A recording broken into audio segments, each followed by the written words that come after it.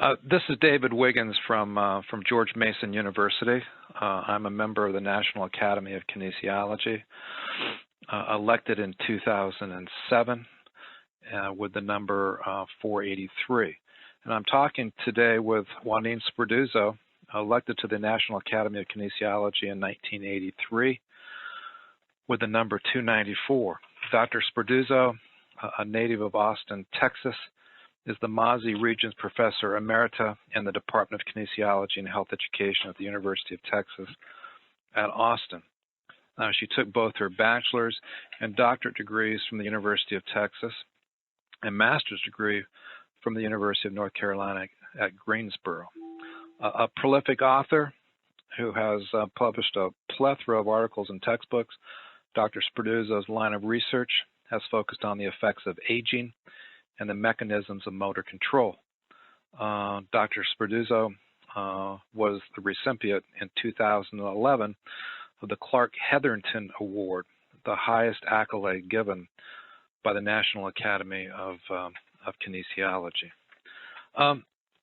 Waneen, let me start by asking you just to talk a bit about or what you consider the highlights of your educational and professional career. Okay, Dave. I think that some highlights that I have presently that make me feel really warm and good are when my former students come up to me and they say, "Oh, I remember your class," or "Oh, I remember something that we did in class," or my master's degree, and they say things like, "I didn't think that anything you said in research methods would be useful to me in my future, and it turned out that it has made a huge difference in my career." And so those are the things that I think are really the currency of being a teacher and being a professor.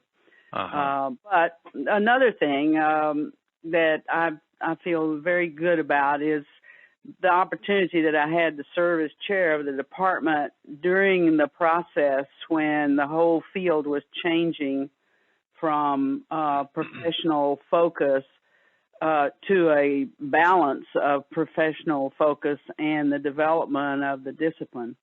And that, when I became chair, three departments were merged into one. And so we had to create, all of the policies of the department and figure out all of the reward systems and everything. And that was a very stimulating and exciting time for me. I didn't realize it as much then when I was in the heat of it, but now that I look back on it, it was a real opportunity and a highlight.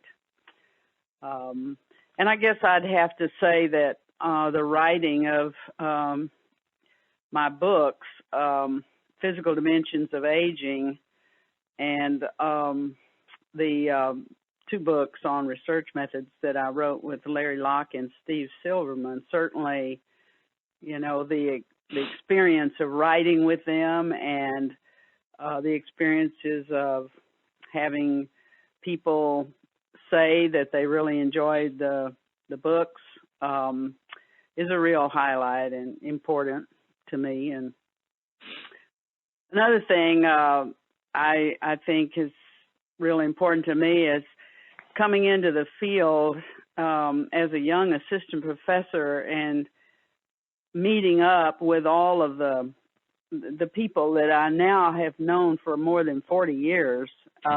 We were all assistant professors, coming into it, and we've been through all the conferences and conventions and research methods sections and all.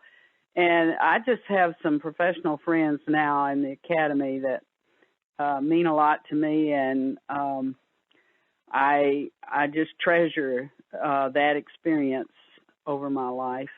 And of course, I appreciate all the honors that I've received throughout the years, and certainly the highlight of my honors, I think, must be my induction into the Academy and my work with the members of the Academy and the Hetherington Award.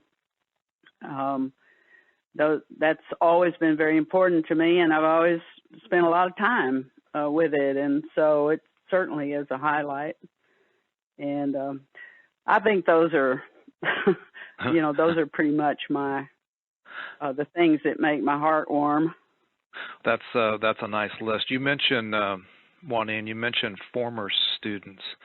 I'm curious, have you had a number of students at UT that have gone on for their PhDs and have assumed professional careers in kinesiology as well? Oh, sure.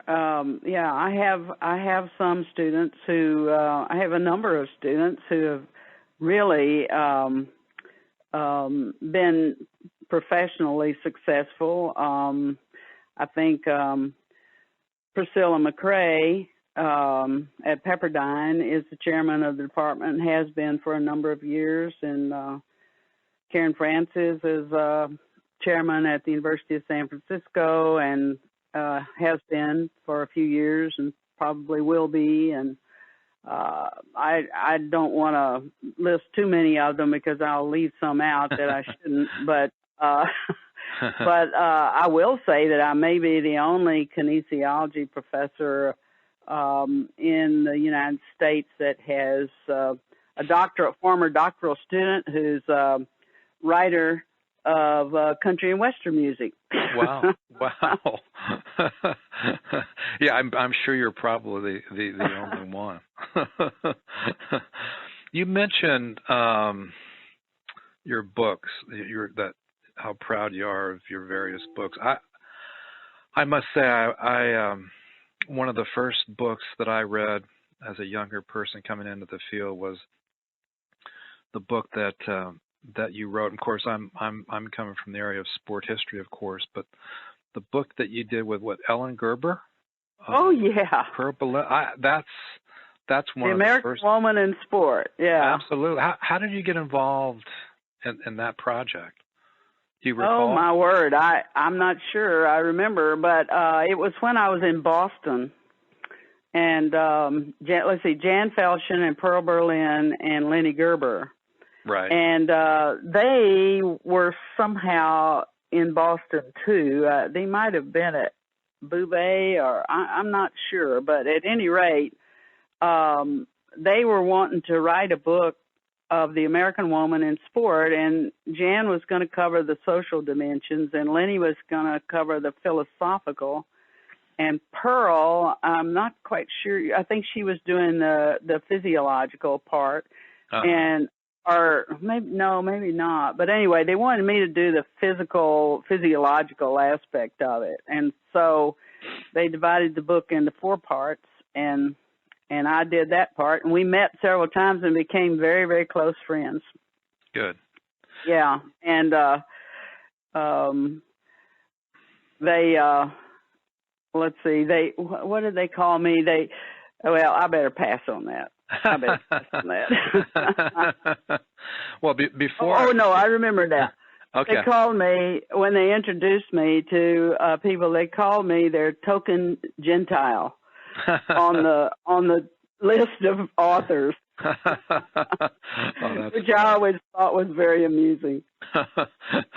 Well, before I forget, one of the things I wanted to ask you, I was interested. I am interested in knowing. Now, you took your bachelor's degree at UT, and you took your doctorate there as well.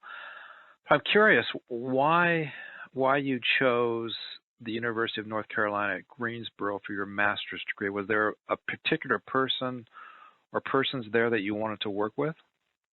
No, not that I wanted to work with, but there was a dance instructor here at the university when I was working on my bachelor's degree, and she was just exceptional. Her name was Barbara Trosper.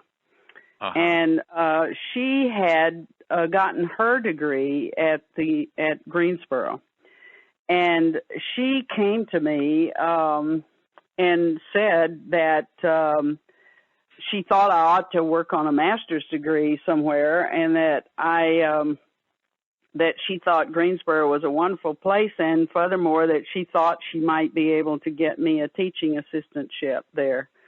And so she did work it out, and I met Ethel Martis. She worked it out so that I could have an interview at the Southern District of AFORD meeting. And I met Ethel Martis, who was chair then, and interviewed with her, and I got the assistantship and went there, and it was one of the best moves I ever made. Now, wasn't that a separate program at the time? Wasn't that an all-women's Yes, program? it was.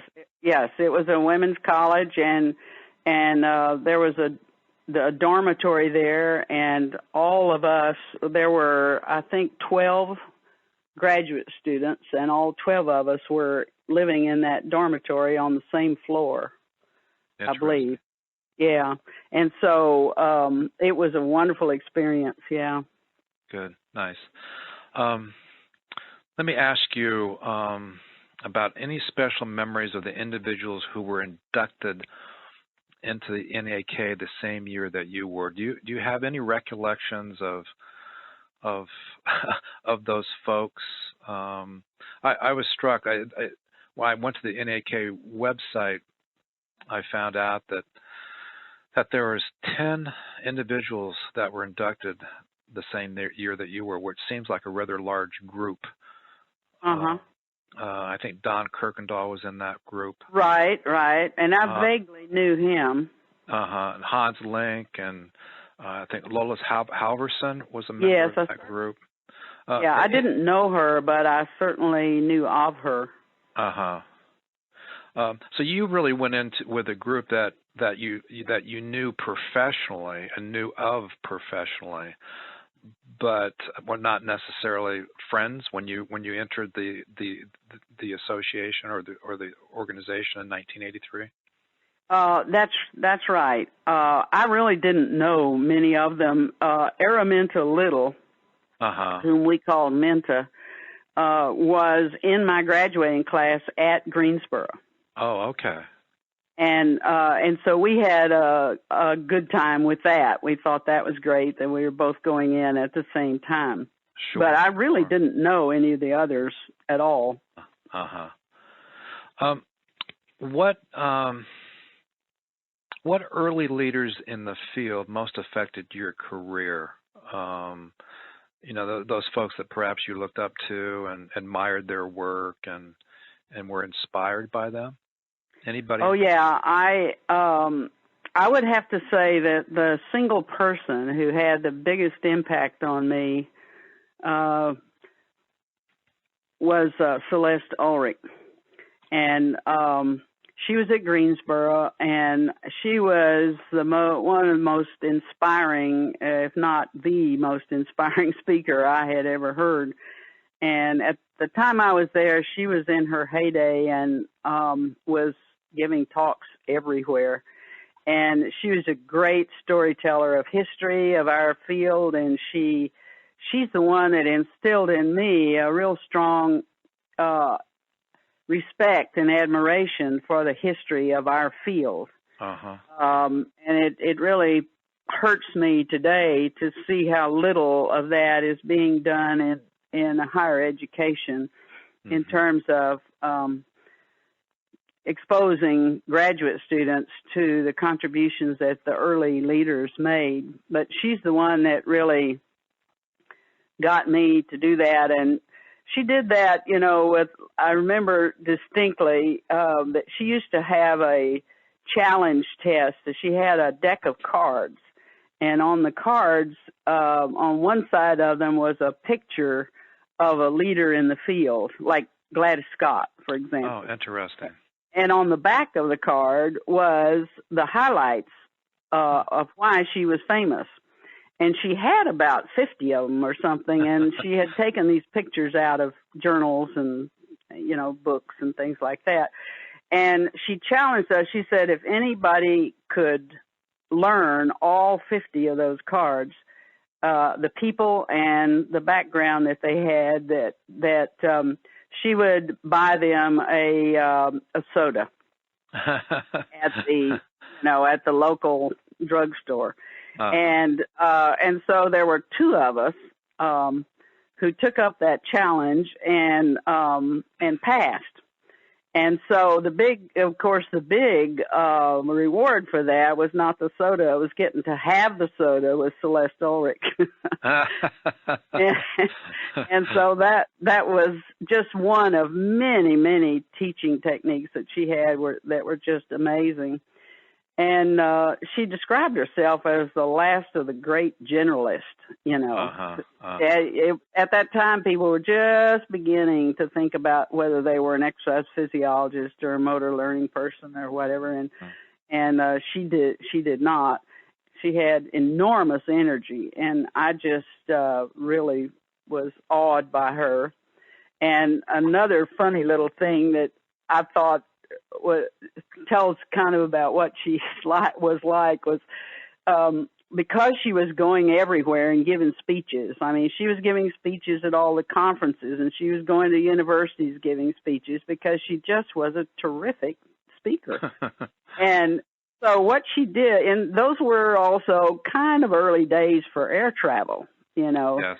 Yeah. That was back in 1957. And so she collected those when they would put a tag on her suitcase, with a little elastic band.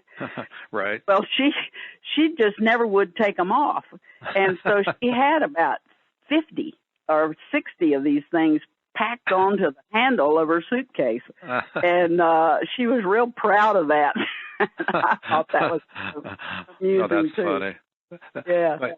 But anyway, there was a triad, really, of faculty there at UNCG that, as I look back on it, I'm really quite amazed by it, because it was Celeste Ulrich and Gail Hennis and Rosemary McGee, and they were the scholars, of the department. See, there was no doctoral program at that time either, right.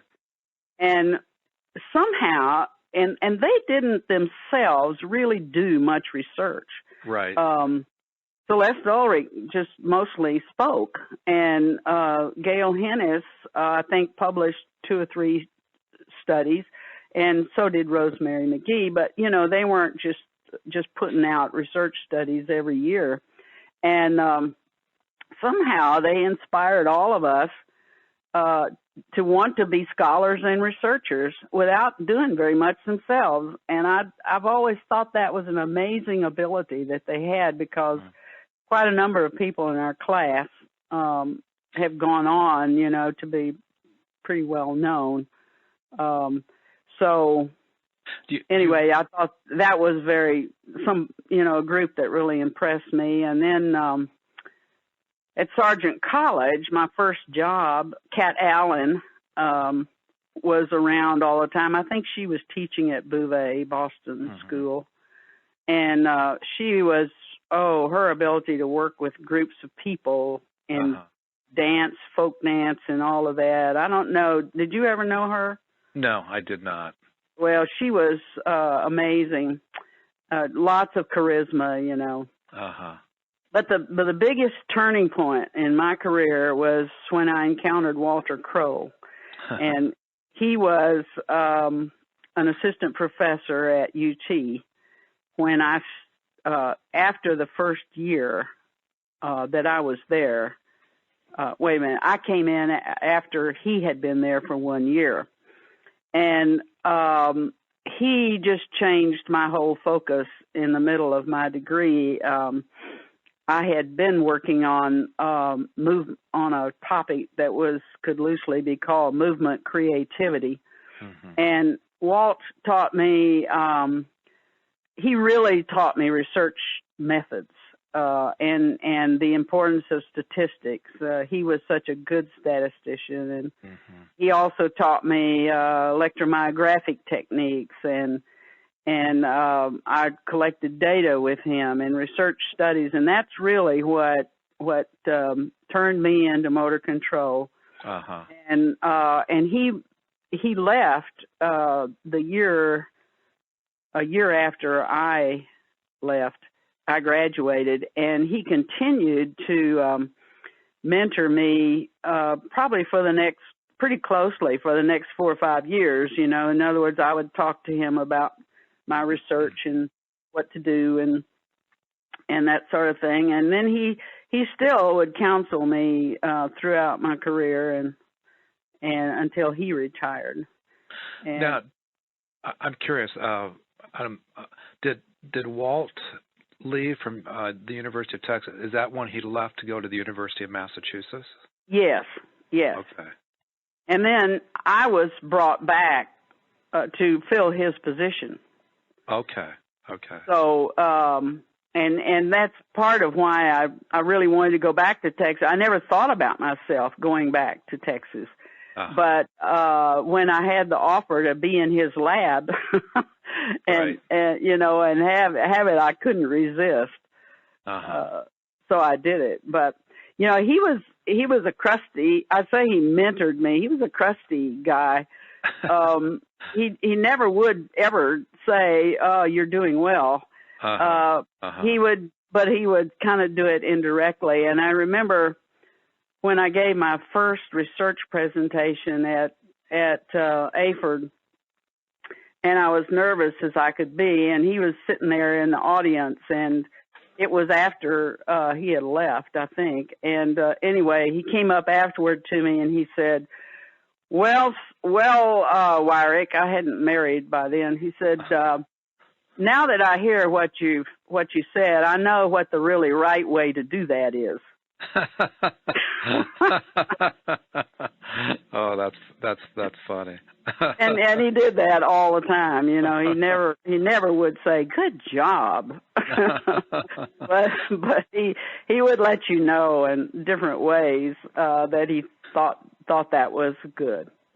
So he actually, it's interesting. He's one of the people that I've admired most in the field. I've always admired. Interestingly enough, he obviously had a nice line of research and was very focused, but he really had a broad understanding of the general field of kinesiology. He really did, and he also had a very strong feeling for the practitioner. In other words, for applied research and for the people who actually were doing practical work. I always thought that it was in vogue sort of in those days when kinesiology was really developing. It kind of became in vogue for young professors to feel like they were above everybody else, and that they had a lot of scholarly knowledge and all of that, and like young people, are want to do. And he never, he would do things like publish in the Physical Educator, which was at that time just kind of a little newsletter almost, and it didn't have a big circulation, and it wasn't scholarly; it was practical. And he published 2 or 3 just amazingly humorous articles that poo-pooed people who looked down on certain kinds of behavior in our field. And I'm sorry that papers like that kind of fade away in history, because it was a wonderful little pieces that he did in that. So somebody who is really interested in really bridging the gap between research and practice, it sounds like. Yes, definitely.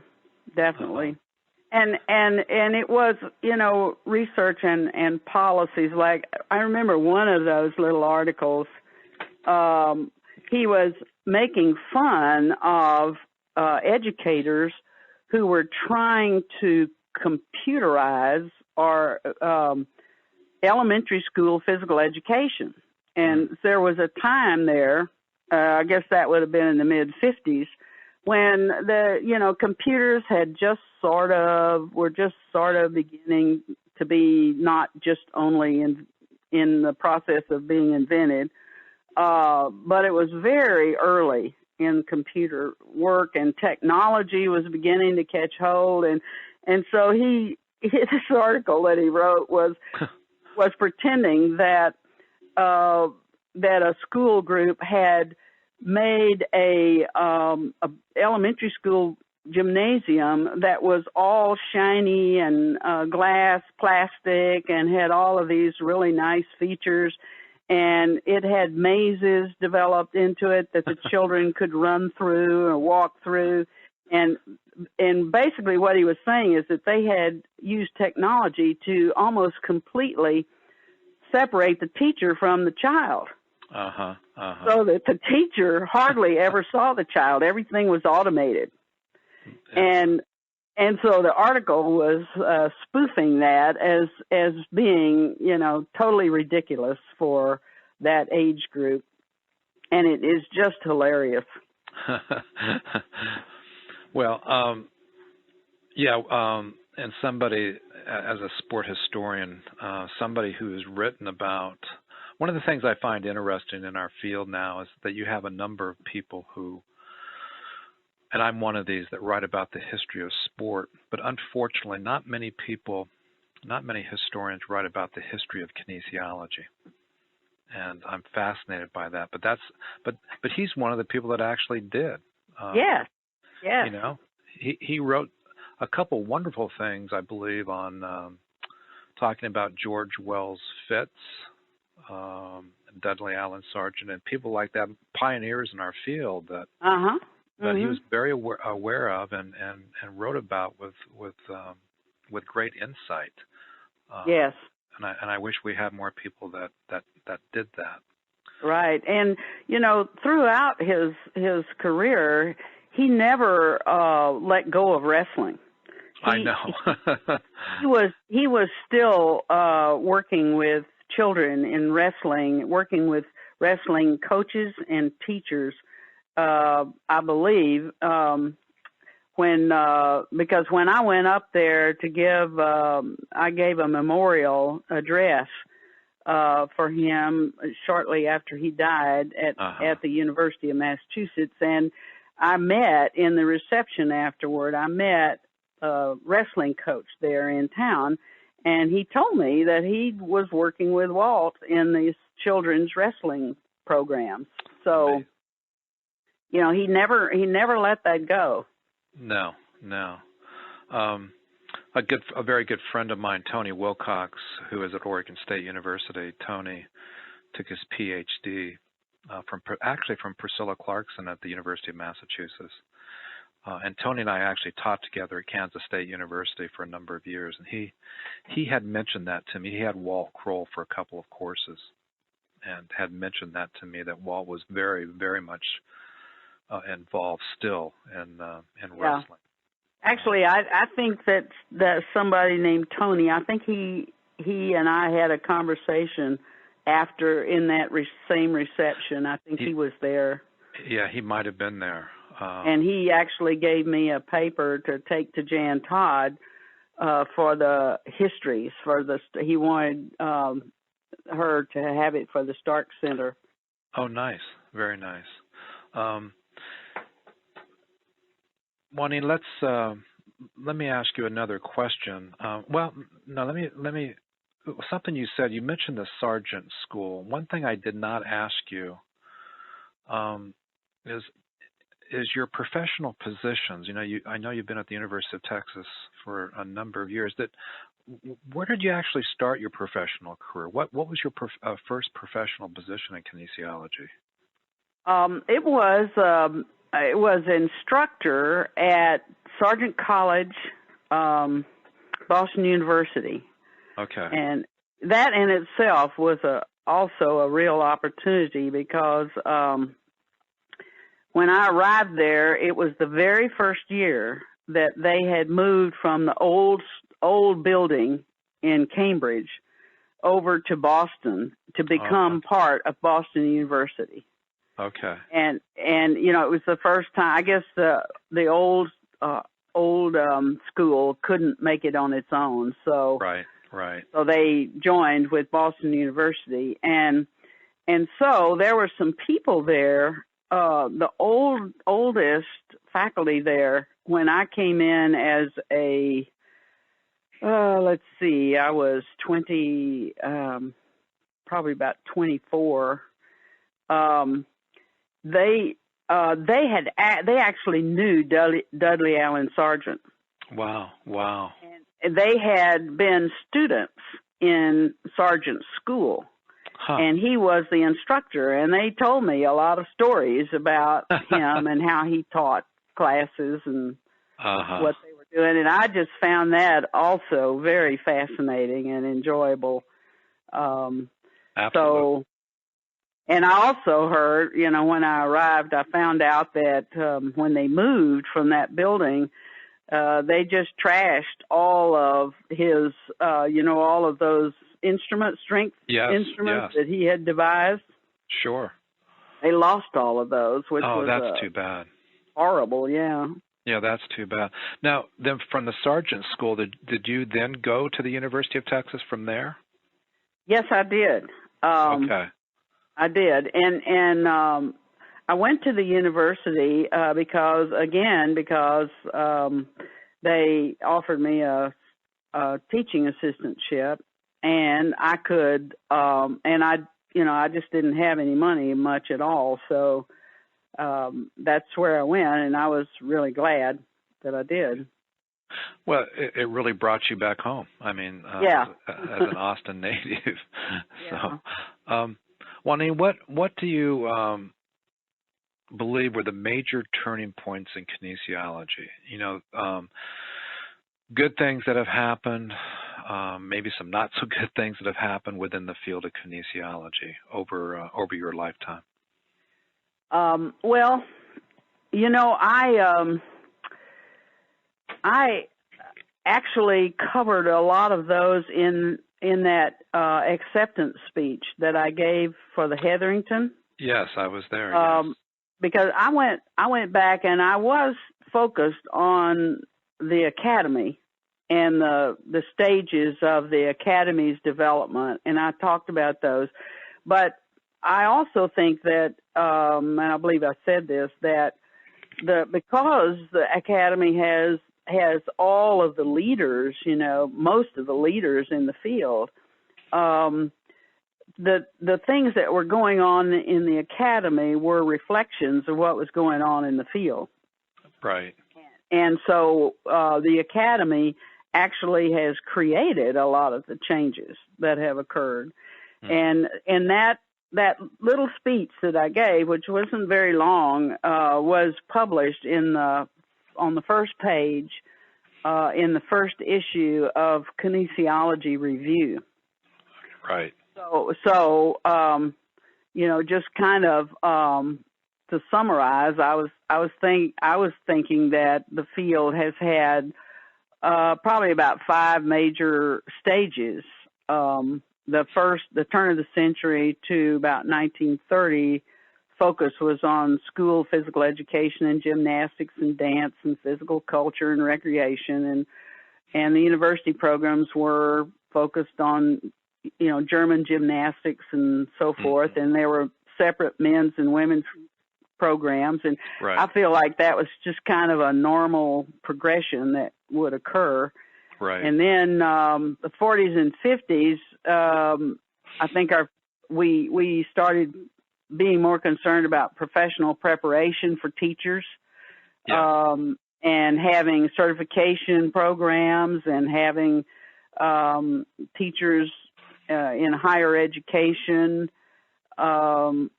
professional preparation for them, and then we were, in the field. There was a normal expansion of sports, getting away from the limited earlier programs, and I think that was good and normal to be expected. And then it was in the 60s when that was really the biggest. That was the biggest thing. That was when the discipline started developing. The departments, circled the wagons and right. combined and right. and came up with justification, academic and disciplinary justification for our applied field. And I can remember during those times, we had so many knockdown dragouts in the in the academy meeting, because we were trying to come to some kind of a name, for our field that would express it. And we had so many, our departments were in so many different locations, academic locations in the universities, that it was really hard to come up with a name, a single name, like English or geology or something, that would cover everybody. And at that time, I think, we had some very tense meetings, and there were some hard feelings occasionally after the business meetings. I can remember some of them when people just seemed intractable, that they didn't want to change. And but I think the outcome of all of that, after it's all over, you could say was mixed. We came to the one name that we hoped as many departments as possible would at least include in their names, and I do believe that has helped tremendously. I think that I see now almost nobody now says, "Oh, what is kinesiology?" Right. When back in the 60s, when you said, or in the 70s, when you said, "I'm in kinesiology," almost everybody would say, "Well, what's that?" And that just doesn't happen much at all anymore. So I think that was probably one of the biggest changes that has occurred in our field. And then, of course, in the 80s, the demand for research grants and all of that has gotten everybody involved in multidisciplinary research and trying to find topics that are relevant to society, like obesity and aging and disabilities and things of that sort. But I think now we're in the middle of, in the 90s, and coming along, because our field has become extremely financially profitable.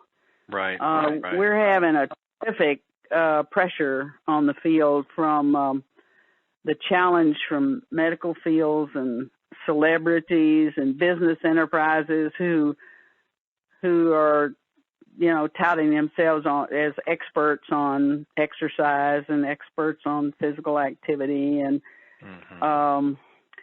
and I see, as I said in a speech that I gave about, it was probably 4 or 5 years ago, but it was the introductory talk that I gave on Thursday to the Academy. And at that time I said that it's very bothersome that we are attracting people to be faculty members in our departments who do not have a kinesiology background. They are neuroscientists, or they are physiologists, or molecular biologists, or whatever, and psychologists, and they don't have the background in our field, and so they don't see the umbrella aspect as well of our field. And then they want their doctoral graduates to get interns back into their original field. So that is very troublesome, and I think is a big danger. And the other thing that I said at that time, and I still think is true, is that we have got to have our researchers be the leader, the PIs of research projects that are multidisciplinary, instead of just riding along with them. We've got to create research projects that are focused on physical activity and that people come at from different disciplines. And yes. And unless there's some attention spent to that, I think that it's possible, that we're going to see entire physiology departments move. Well, we already have move over to the medical school. Right. And right. psychology departments move over into psychology and psychology faculty. And right now we're also tremendously challenged by losses of faculty. Sure. And sure. That's happening everywhere. And so we're in I think, a pretty tenuous time right now in the 2014. I would agree. Let me ask you, you said that there were a lot of intense debates within the academy about various issues. When you were the chair of the program at the University of Texas, were your faculty having similar kinds of debates as to what was going on within the academy? Oh yeah. In terms of, for example, name changes and all those types of things? Oh yeah, absolutely. There were some in our department who were adamantly opposed to that and to the concept of the discipline even. We had a faculty of probably about 35 at that time, and a lot of them were physical activity specialists, and a number of them were professional educators, and they didn't go to some of the national conferences, and this was, I'm sure, true in all of the departments in the country. Mm-hmm. And so they didn't see the urgency or the need for that kind of thing. And so I remember that we had that big meeting in, I think it was Illinois, in Chicago. Right. And it was a special meeting that was a lot of the Big Ten yes. leaders, and it was a special meeting to talk about the name of the field. And after that meeting, several of us were charged to go back to our states and do some work within the state to try to get this accomplished. So I went back and set up a meeting of the chairman of all the departments of physical education and kinesiology, or just physical education and health, or physical education and sports.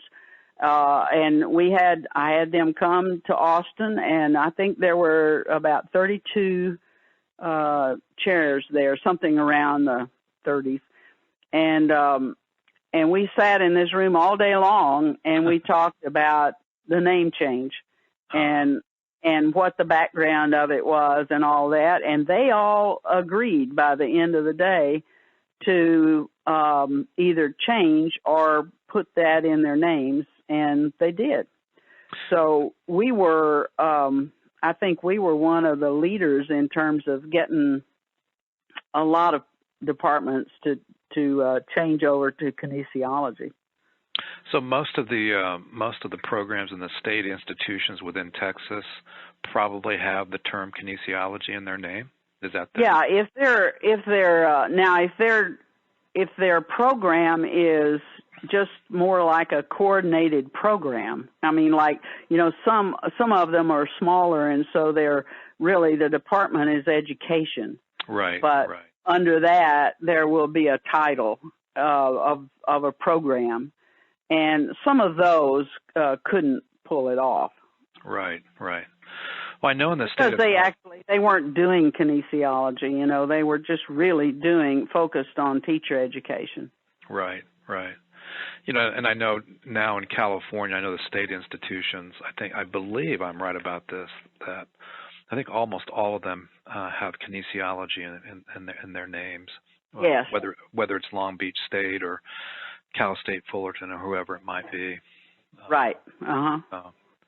Tell me, Waneen, your line of research, how did you get involved in your line of research on aging and motor control and those types of things? What I may be going over old territory now, but who or why were you inspired to take that as a line of research? Well, I had let's see, when I was growing up,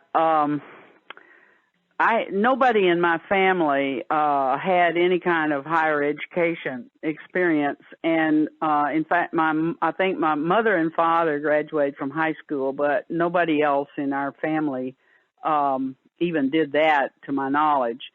And so the only guidance that I had coming up was my first grade teacher was really encouraging me to go to college, and my physical education teacher in junior high school was encouraging me to go to college, and I admired both of them a whole lot, and so I started thinking, well, maybe I ought to do that, and then I thought, well, what will I do? And at that time, to my knowledge, my only choices were either teaching or nursing.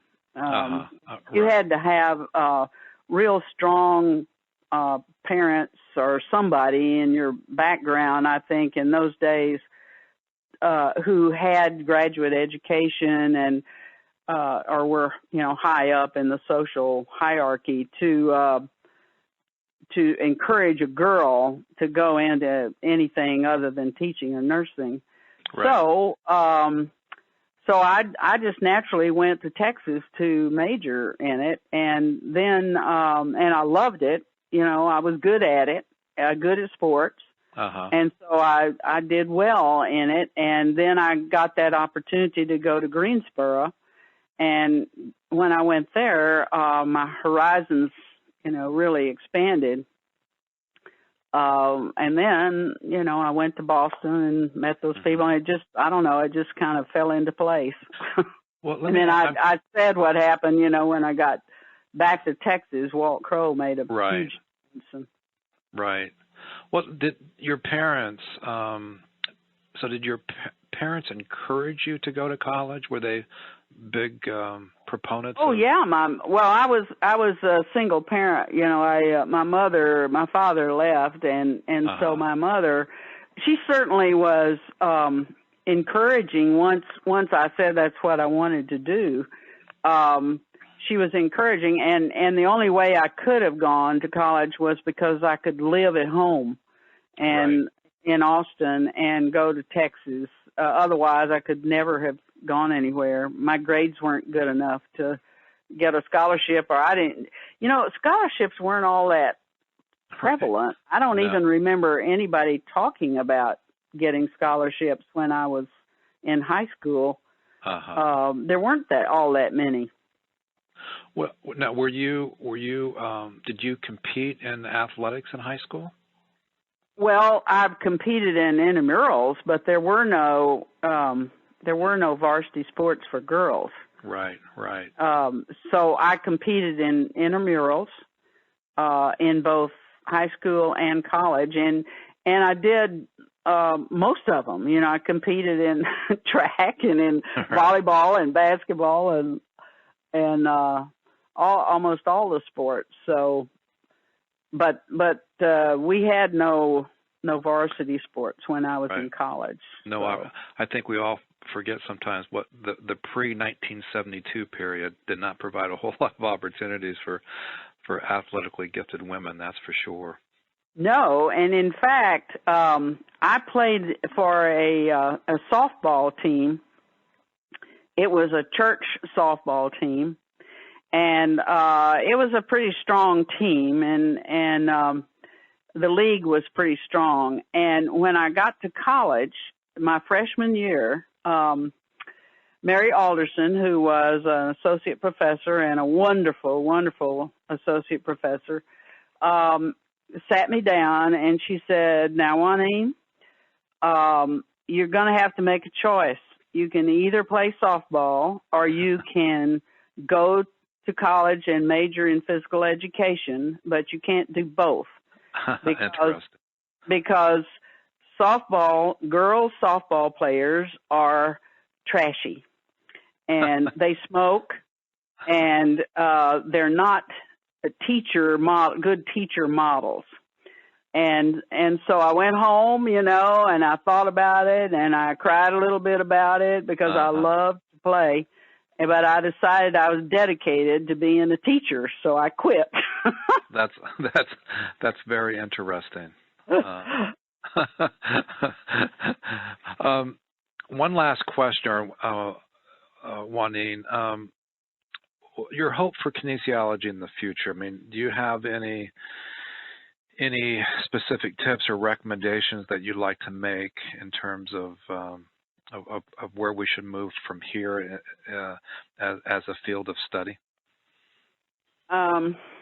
Yeah, I suppose I would say a lot of things that are the opposite of what I had said I was worried about. I would like to see our field really clarify and keep its focus on physical activity as a core, and try to get the public to understand that it's important to view physical activity like we do aging, that it has multiple aspects, and that it's important to look at a lot of them simultaneously, when you talk about the physical activity aspect. And I think, and I've already said this in that talk, that I just don't think it's a good idea to splinter our field, and I think it will dissolve if we keep bringing in experts that don't have any idea of the rest of the field. I think that we have to have a faculty that has a acquaintance at least with 2 or 3 or 4 of the other aspects of kinesiology, and recognizes that we are whole people. We're not sections, sections people. And I do think that I would strongly encourage the researchers to just keep trying to get to be the PIs and the leaders of these multidisciplinary research projects, and I think that I think it's possible. How do we get the word out, in your opinion, to the public? You talked about kind of getting the word out to the public.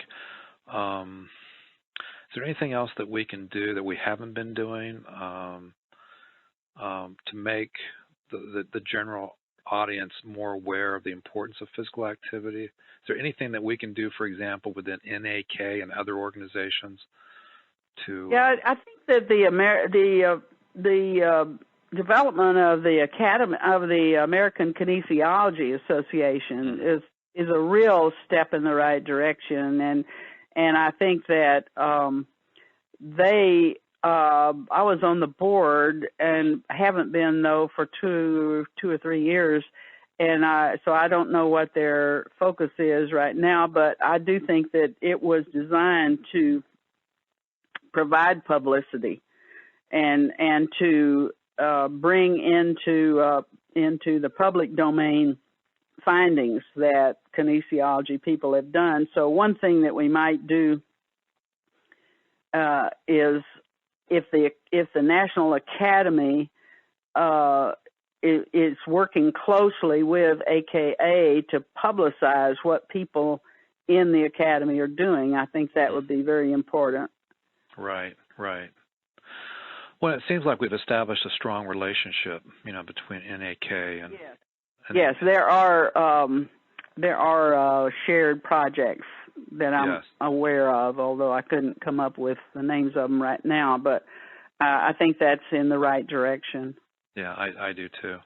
Well, Waneen, is there anything else that you'd like to share with me? Anything else that we haven't talked about, or that you would like people to know about before we bring this to a close?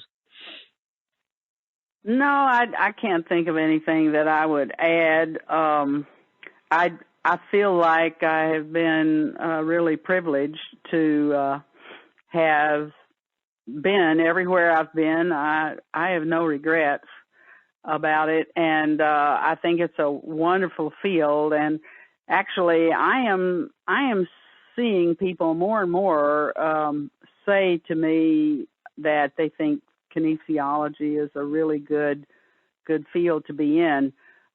Just yesterday, in fact, a woman asked me what field I was in, and I told her kinesiology, and she said, "Oh, that's wonderful." She said, "I always wanted to be a kinesiologist, but I just never could get there."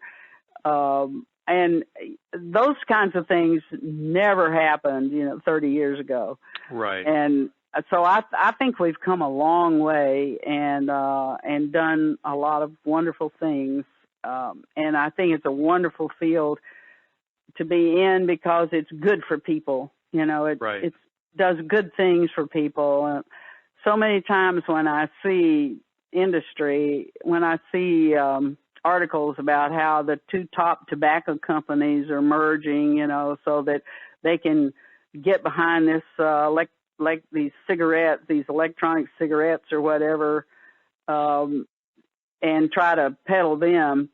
And I always think, oh, how horrible it must be to be in a field and have a career in a field that damages and kills people. Right, absolutely. It's just awful.